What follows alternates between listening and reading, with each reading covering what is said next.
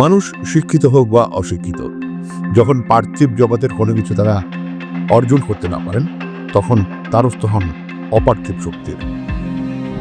যখন ইহজগতে সেই মানুষটি এমন কিছু চাইছেন, সেই জিনিসটি তিনি পাচ্ছেন না, জাগতিক সব চেষ্টা তার ব্যর্থ হয়েছে, তখন সেই পীর, ফকির কিংবা এ ধরনের যারা কবিরাজি করছেন তাদের দ্বারস্থ হচ্ছেন। হ্যাঁ, আজকের সিভিল টিমের অনুসন্ধানের বিষয় এই অপার্থিব যে বিষয়গুলো আছে সেই কবিরাজি কিংবা পীর ফকিরের বুঝডুবি নিয়ে। এরা কতটা সত্য কতটা মিথ্যে সেটা জানা যাবে আজকের অনুসন্ধানে। পুরো দেশ যখন কুমিল্লার এক হিন্দু সম্প্রদায় বা সংখ্যালঘু সনাতনী সম্প্রদায়ের একজন নারী নির্যাতন নিয়ে শঙ্কিত, ধোয়া উঠছে বিশ্বজুড়ে, তখন কেউ কি একবারও কল্পনাতে ভেবেছে এদেশে যারা সংখ্যাগুরু মুসলিম আছেন সে সম্প্রদায়ের একজন নারী নিপীড়িত, নির্যাতিত কিংবা ধর্ষিত হতে পারেন সংখ্যাগুরু সম্প্রদায় পরিচিত হিন্দু সম্প্রদায়ের কোনো সদস্য দ্বারা? হ্যাঁ, আমরা এমনি আর অভিযোগ পেয়েছিলাম এবং সেই অভিযোগ অনুসন্ধানে মিলেছে ঘটনার সত্যতাও। এই ঘটনার নেপথ্যে মিলেছে এক মুসলিম পরিবারের তথ্য, যার পরিবারের প্রধান একজন কবিরাজ। আমি মাজহারুল ইসলাম আজ জানাবো এই অনুসন্ধানের কথা। তবে ধর্মীয় কোনো লেবাস দিবেন না এই অনুসন্ধানটিকে। কেউ বলবেন না যে হিন্দুর হাতে নির্যাতিত হলেন এক নারী। পুরো ব্যাপারটি একজন মানুষ, আরেকজন মানুষ দ্বারা নির্যাতিত হয়েছে, আর তার অনুসন্ধান করেছে সিভিল টিম। আপনাদের সাথে পুরো অনুসন্ধান জুড়ে থাকছি আমি মাজহারুল ইসলাম। চলুন আর দেরি না করে শুরু করা যাক আজকের সিভিল টিমের অনুসন্ধান আপনাদের প্রিয় চ্যানেল মুভি বাংলার পর্দায়।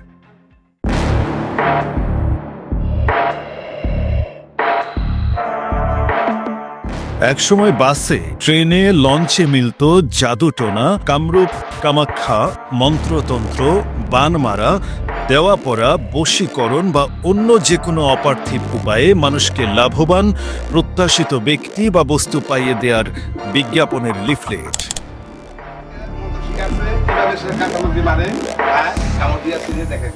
বদলে গেছে সময়, পাল্টে গেছে বিজ্ঞাপনের ধরন।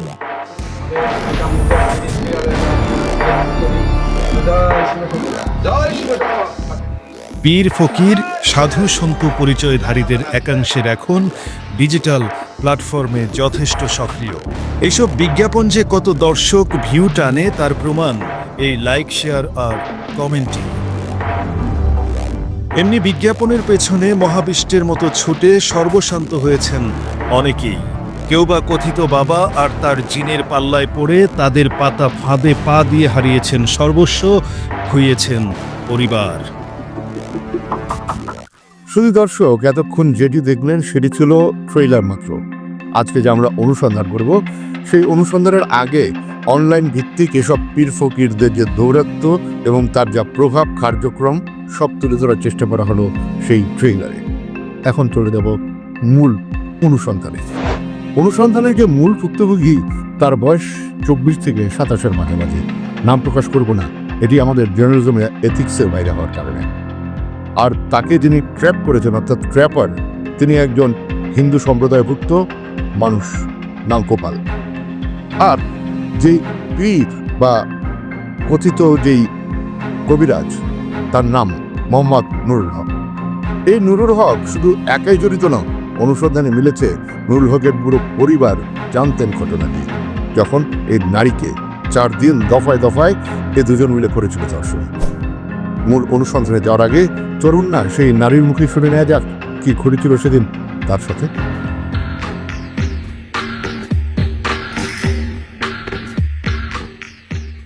এলাকার মানুষের কাছে পরিচিত দন্ত চিকিৎসক হিসেবে, পাশাপাশি কবিরাজি করেন। নাম মোহাম্মদ নুরুল হক, তারই অনুচর গোপাল চন্দ্র।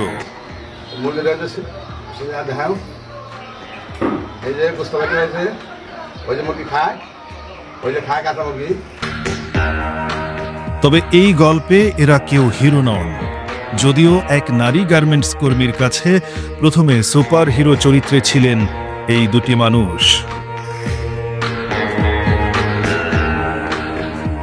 স্বামীর প্রথম বিয়ের সংবাদে ক্ষুব্ধ ভুক্তভোগী নারীটি বাকবিতণ্ডায় জড়িয়ে পড়েন। এক পর্যায়ে রাগান্বিত স্বামী ঘর ছেড়ে চলে যান। আশা ছিল ফিরে আসবেন, কিন্তু বিধিবাম থানা, পুলিশ, হাসপাতালে ধর্ণা দিয়ে ব্যর্থ ওই নারীর সাক্ষাৎ হয় গোপালের সাথে। দাদা বলে ডাকা গোপাল বোনের মতোই তাকে আপন করে নেয়। তবে নারীটি জানতেও পারেননি গোপালের মুখে মধু, অন্তরে কামনার বিষাক্ত সাপ। গোপাল বলেন এক পন্থায় ফিরতে পারে ওই নারীর স্বামী, যেতে হবে মহা ক্ষমতাধর কবিরাজ নুরুল হকের দরবারে। তার তদবিরে ফিরবে স্বামী, বাধ্য থাকবে আমৃত্যু। ও বলছে যে হলো আমি কইছি এইরকম এরকম আমার জামাই নেই, আমার জামাই এনে দিতে হবে। তা উনি বলছে আচ্ছা সমস্যা নেই, জামাই নিয়ে এসে দেবাইনি। এরপর সাভারের আড়াপাড়া এলাকায় রশিদ মেম্বার মোড়ের এক বাড়িতে ওই নারীকে নিয়ে যান গোপাল। কবিরাজের নানান আয়োজনে স্বস্তি মেলে ওই নারীর। জানান কিভাবে শুরু হয় চিকিৎসা। হলো বলছে কি হয়েছে, আমি বলবো এই না ওই আমার জামাই চলে গেছে, তো আমার কি করলে আপনি হলো আমার জামাইরে নিয়ে আসতে দিতে পারবেন, আমার একটু আমার জামাই আমার কাছে নিয়ে এসে দেন, আমি অনেক সমস্যার মধ্যে আছি জামাই নিতে। তো বলছে আচ্ছা সমস্যা নেই, নিয়ে এসে দিতে পারবো, তো হলো তোমার এই করা লাগবে, তোমার ওই শারীরিক কাজ করা লাগবে। নতুন ফুলা আর এরকম লাল গামছা লাগে। এই যে দেখেন একটা নতুন লাল গামছা, এই গামছার মধ্যে এইভাবে ধরে এই যে আপনাদের চোখের সামনে এই যে এক গেরু, এই যে আটটা দিলাম, এই যে দুইটা গেরু দিলাম, দিয়ে একটু টাইট করলাম, শক্ত করে এই যে টাইট করলাম, যতটা পারলাম টাইট করে ধরলাম, সুন্দর করে একটু টাইট করে সুন্দর করে টাইট করে আবার এই যে আমার এই জিনিসটা ধরে আর একটা পেঁয়াজ দিলাম, এই যে একটা গিট্টু দিলাম, এই যে তিনটা গিট্টু, এই যে তিনটা গিট্টু দিলাম, এরকম তিনটা গিট্টু দিয়া এরকম খুব টাইট করে এইভাবে টাইট করে গিট্টু দিলে এইভাবে টাইট করে ধরে এবার ধরবেন, এবার ধরে এই যে এইভাবে গামছাটা এবার ডাকলেন, এই যে ডাকলাম তিনটা গিট্টু এবার ডাকার পরে এই যে তিনটা গিট্টু ডাকলাম, এই যে নতুন পাইলা, কাঁচা পাইলা, রং ছাড়া পুরা ছাড়া, এই পাতলিটা তিনটা বাড়ি দেবো, এক বাড়ি, দুই বাড়ি, তিন বাড়ি, হাত মালিক শেষ, গিট্টু ফেলে গেছে, গিট্টু নেই, এই যে গিট্টু নেই।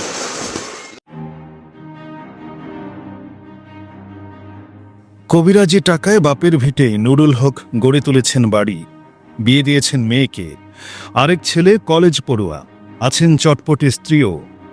সন্তান থাকায় অনেকটাই স্বস্তিতে স্বামী ফিরে পাওয়ার আশায় ওই নারী। চলে চিকিৎসা। শুধুই কি এই নারী? তালিকায় আছেন স্কুল কলেজ পড়ুয়া শিশু, কিশোরী, গৃহবধূ, কর্মজীবী থেকে শুরু করে সব পেশার নারীরাই। আর চিকিৎসা চলার সময় পাশের ঘরেই থাকেন পরিবার পরিজন। ওনারা রুগী গনিয়া ঘরের ভিতরে মনে করেন যত দম থাকে কোনো সময় বন্ধ রাখে। বুঝতে পারছেন? আমি যেটা সত্যি সেটা মিথ্যা কথা বলবো না। মানে রুগী যখন মানে যদি রুগী যখন ওই যে ই করে, যখন চিকিৎসা করে তখন যত দামি থাকে বেশিরভাগ হঠাৎই বিটাতে দুই এক সময় আটকাই দেয়। অনুসন্ধানের পর্যায়ে এখনো গোপাল কিংবা নুরুনকে বলা যাবে না তারা অভিযুক্ত, তারা ধর্ষক কিংবা প্রতারক। কারণ আমরা যেই অনুসন্ধান শুরু করেছি তার গভীরতা এখনো পায়নি আমাদের অনুসন্ধান। ভিডিওতে যেই ছবিটি দেখলেন, যে বিছানার চিত্রটি দেখলেন, দয়া করে দর্শক মনে রাখবেন সেটি, কারণ এটি গুরুত্বপূর্ণ একটি ক্লু। আমরা জানি এই চক্রটি প্রতারণা কিংবা ধর্ষণের মধ্যে ঘটনা ঘটাচ্ছে, নারীদের ব্যবহার করছে, তাদের সরলতাকে ব্যবহার করছে। তবে আদবে সেটি কতটি সত্য তা জানবো অনুসন্ধানের পর্যায়ে। এর জন্য যেতে হবে অভিযুক্ত নুরুল হকের বাড়িতে। জিনেরা জানান উল্টো তাবিজ করা হয়েছে নারীর স্বামীকে, কাটাতে হবে সেই বান। তবে উপায়টা জটিল। আকার বান্ধি, পাতার বান্ধি, চিত্তি বান্ধি, বা জলে বান্ধি করবেন, আমার এই মন্ত্র সেই কাজে লাগাই, সেই কাজে লাগাই, 300 বীর্য লাগবে, কই মিলবে এর সমাধান? এমন কথার জবাবে কেঁপে ওঠে হৃদয়বান পীরের মন। জানান যার কেউ নাই তার জন্য তিনি আছেন। দ্বিতীয় পুরুষটি কে হবে? তখন স্বরূপে হাজির হন দাদা ডাকা গোপাল চন্দ্র। বীজ লাগবে, আমি কইছি আমি এগুলো কই পাবো, আর কবিরাজি করতে তো এগুলো লাগে না, তো এগুলো কেন লাগবে? কয় না এটা হলো যে মানে জামাই নিয়ে আসলে কবিরাজি করলে এগুলো লাগে। যে মেয়েরাই আসে, মেয়েরা এগুলো তত নিয়ে বেশি আসে, মেয়েরা আসলে তাদের বীজ দিয়ে মানে তাদের সাথে কাজ করে বীজ নিয়ে আমরা হলো কবিরাজি করি, করে জামাই নিয়ে এসে দিই। তা আমি কইছি না এসব তো ঠিক না, এসব ঠিক না। সেই শুরু প্রথম দিনটি ছিল ঘর ভর্তি সন্তানরা।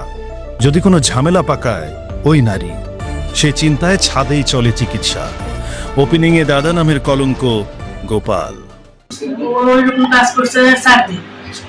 কে কি করলো? ওই যে গোপাল দাদাও করছে, ওই আপনার হলো নুরুল দাদাও করছে। সবে শুরু, এরপর আর ছাদে যেতে হয়নি। টানা 4 দিন চলে এই বিশেষ থেরাপি।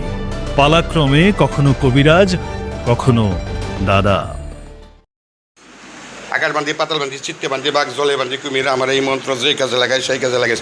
মনমোহিনী, সোনামোহিনী, বিশ্ব বিশ্বকর, লক্ষ্য দেবতা, সরমন্ধ কর। দোহাই দিলাম কামরূপ কামকা, দোহাই 33 কোটি দেবতা আমার এই মন্ত্র বিদ্যা যাবি মহাদেবের মাথা গাবি। ও নম কালী 7 লাখ সোহাগা, ও নম কালী 7 লাখ সোহাগা, ও নম কালী 7 লাখ সোহাগা। আকাশ বান্ধি, পাতাল বান্ধি, চিত্তে বান্ধি, বাঘ জলে বান্ধি, কুমির আমার এই মন্ত্র যে কাজে লাগায় সেই কাজে লাগায়। মনমোহিনী, সোনামোহিনী, বিশ্ব বিশ্বকর, লক্ষ্য দেবতা, সরমন্ধ কর। দোহাই দিলাম কামরূপ কামাখ্যা, দোহাই 33 কোটি দেবতা, বজ্জিনের যে বৃষ্টি আছে এখন বাইরে যা। ও নমকালী 7 লাখ সোহাগা, ও নমকালী 7 লাখ সোহাগা। আকাশ বান্ধি, পাতাল বান্ধি, চিত্তে বান্ধি, বাঘ জলে বান্ধি, কুমির আমার এই মন্ত্র যে কাজে লাগায় সেই কাজে লাগাইস। মনমোহিনী, সোনামোহিনী, বিশ্ব বিশ্বকর, লক্ষ্য দেবতা, সরমন্ধ কর। দোহাই দিলাম কামরূপ কামাখ্যা, দোহাই 33 কোটি দেবতা, জিন আরাবি না যদি আহস। তো শরীর ঝাপতাছে, কয় হলো ই করো, তোমার মুখে মাস্ক হলো, খুললাম, পুরো মুখ ই করলো, তেল দিয়ে ঝাইরে দিল। তারপরে বললো কি তোমার গায়ে জামা ই করো, বোরকা হলো ওদিকে তোলো। আমি বলি কে তা করবো কি, আপনি তো মুখটাই ঝাড়লেন এইভাবে, তাহলে আমার জামা বোরকা ওদিকে উঠানো রাখবে কি লেগে। কয় না হলো তোমার বুকে হলো ই করছে। আমি বলছি না ওভাবে ঝাড়া ঠিক না দাদা, ওভাবে ঝাড়া ঠিক না। কয় কথা বলো না, পাশে আমার হলো ওয়াইফ আছে, আমার বাড়ি এসে কথা বলো না, চুপচাপ থাকো।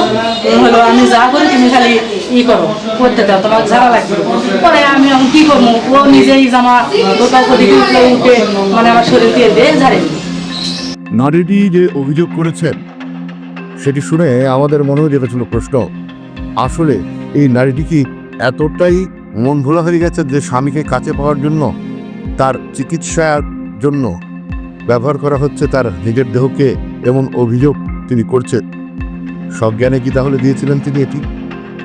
আমাদের অনুসন্ধানে মিলেছে সেই যে ধোঁয়ার ব্যবহার করা হচ্ছিল কিংবা নারীকে সেবনের জন্য দেওয়া হচ্ছিল কবিরাজি পুত্র, তার ভিতরেই ছিল চেতনানাশক বা চেতনাকে লুপ্ত করে দেওয়ার কিছু উপকরণ।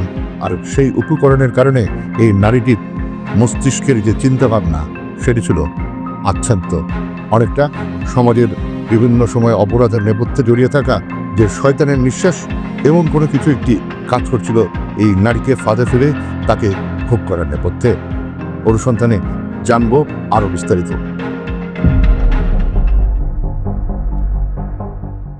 এতক্ষণে ঘটনা ঘটে গেছে, নির্মম এক নীরব নির্যাতন।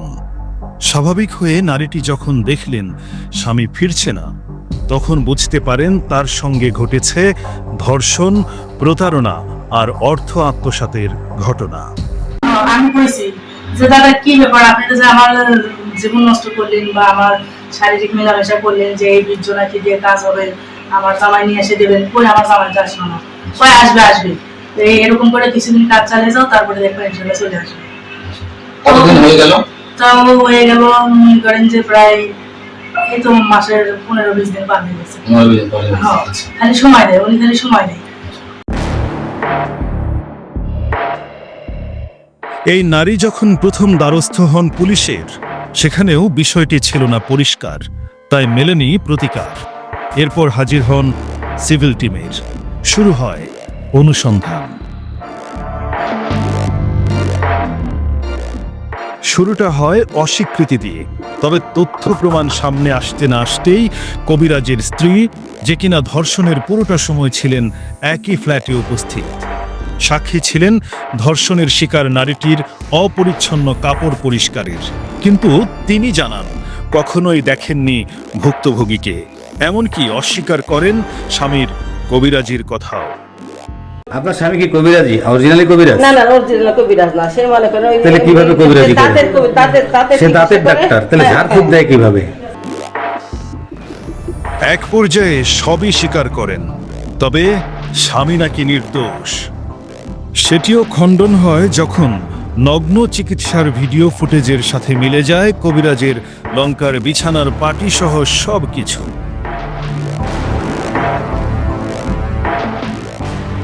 খেলা শেষ এমন আশঙ্কায় শুরুতে ক্ষতিপূরণ দেওয়ার স্বীকারোক্তি জানান এই নারী। একটু খুঁজতেই ঠিকানা সহ মিলল শত শত ছবি, যার 99.9% নারী।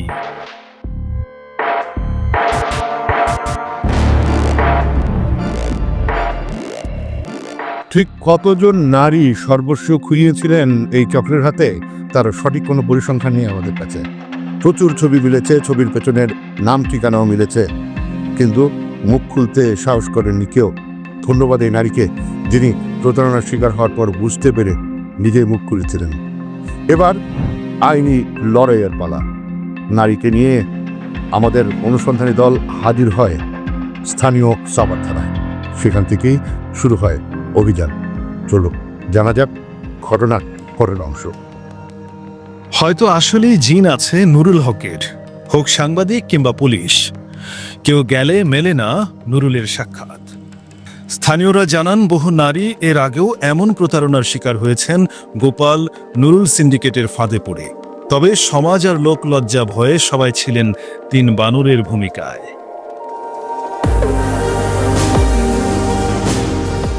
তারা এই ভণ্ডদের বিচার দাবি করেন।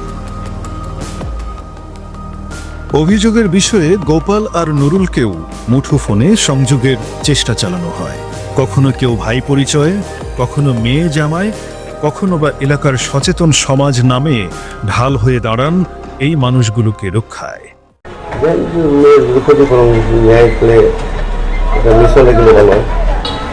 যেহেতু আপনার ভাই আমাকে আসতে বলছে, আমাদের হাজার ক্ষমতা থাকার পরেও এই বিষয়টার জন্য আমি কাউকে নক করতে পারবো না। আমার পরিবার জানবে যে আমার শ্বশুরবাড়ির পরিবারের দুর্বলতা, এটা আমার জন্য, আমার ওয়াইফের জন্য এটা প্রবলেম এবং লোকালেও তো এটা প্রবলেম। তো আপনি বড় ভাই আসছেন, কতটুকু কি করলে সমাধান করতে পারবেন, করা যাবে। কিছুদিন চুপচাপ, এরপর আবারও তারা গিরগিটির মতো রং বদলে ফিরে আসেন সমাজে। তাদের কালো থাবায় বিশ্বাস হারান নারী পুরুষ সবাই। সমাজের দর্পণ হিসেবে আমরা গণমাধ্যম কর্মীরা সর্বোচ্চ যেটি করতে পারি সেটি হচ্ছে অনুসন্ধান করে একজন মানুষের মুখোশ উন্মোচিত করার প্রয়াস চালাতে পারি।